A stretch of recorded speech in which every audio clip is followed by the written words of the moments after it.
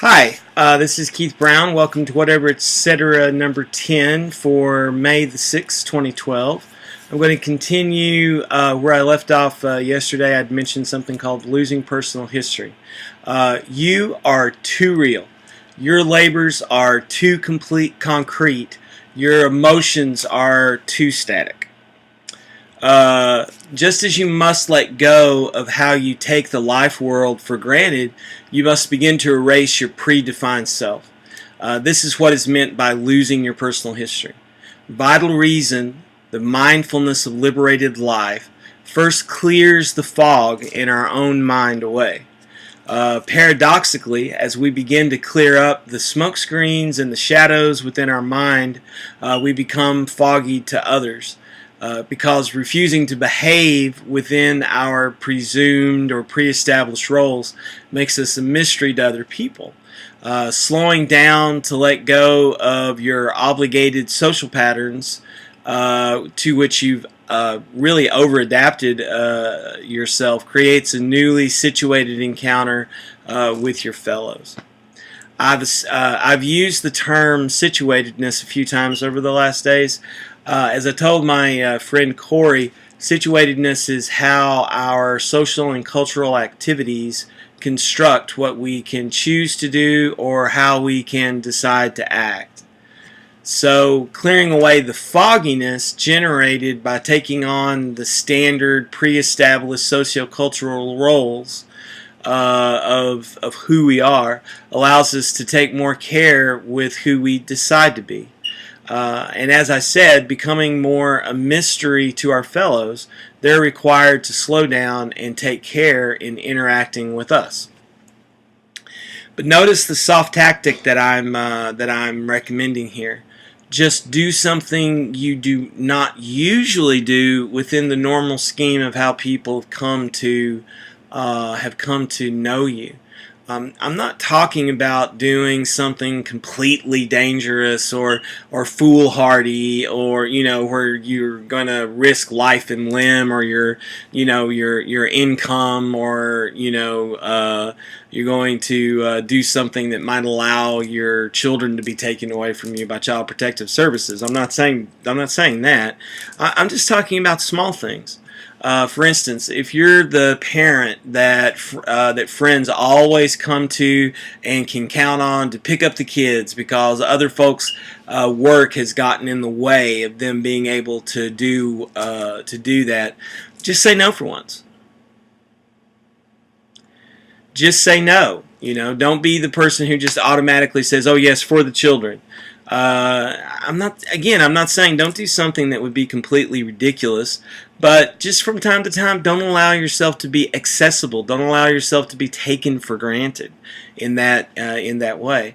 Or here's another way that might seem a little more positive. If you're the one at work who really never volunteers to do special assignments, so that people actually have even stopped asking you to do some special little thing for the company or some special thing for the group you work in, hey, volunteer to do something.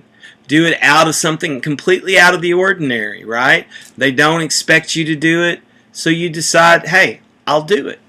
I know these things sound rather trivial, but you're actually more confined as a human being by your trivial roles than by your broader social roles, like being a man, or being a woman, or being a child, or being an adult, or being part of a couple, or being a bachelor or bachelorette.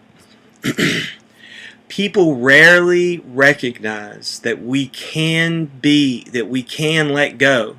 We can cut out all kinds of behaviors from our lives with a simple decision. So many of our actions are bad and trivial habits that are completely dispensable. As I remember hearing in a movie one time, people who are trying to quit smoking, they have to decide that they will not be smokers. Like, there are a lot of people who try to quit smoking and they don't decide to be non-smokers. They decide to keep on the trivialized habitual role of being a smoker, trying to break free from the chains of nicotine addiction. The first step in breaking free is to decide to no longer be that social role that you've allowed yourself to take on through your situatedness. So again, so many of our actions are bad and trivial habits that are completely dispensable. There's only one purposeful activity that is necessary to our liberation, and that is the necessary activity of mindfulness.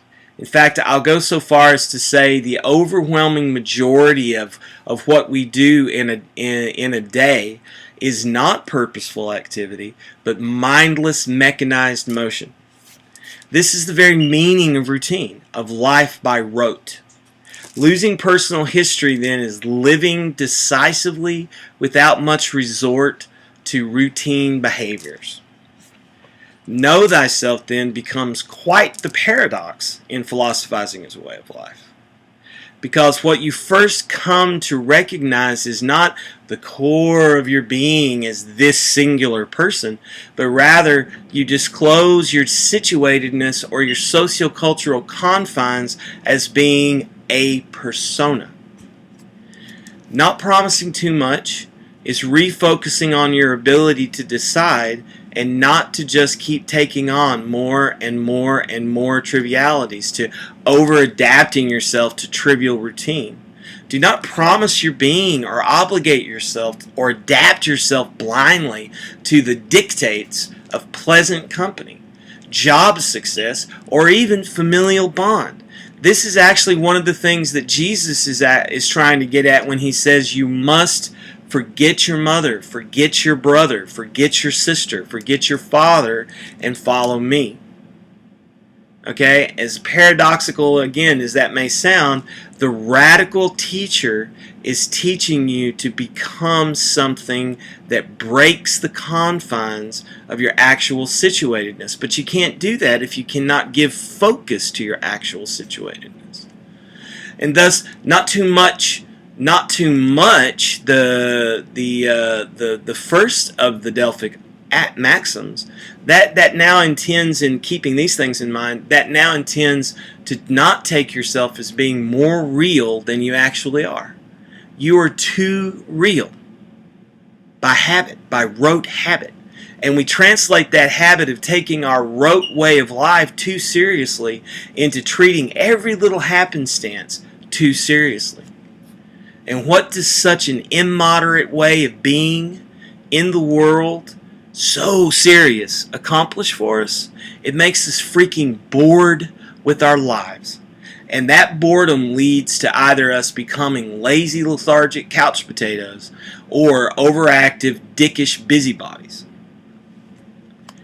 Giving focus to our actual situatedness, then, losing personal history, liberates us from the certainties of our habitual routines and casts us into the wide, wide, wide world of living possibility.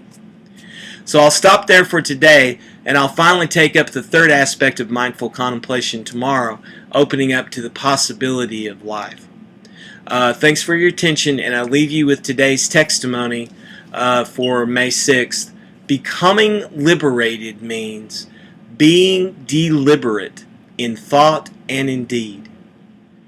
Embrace chances that help you, but deliverance must come from your own decisive action. Thank you very much.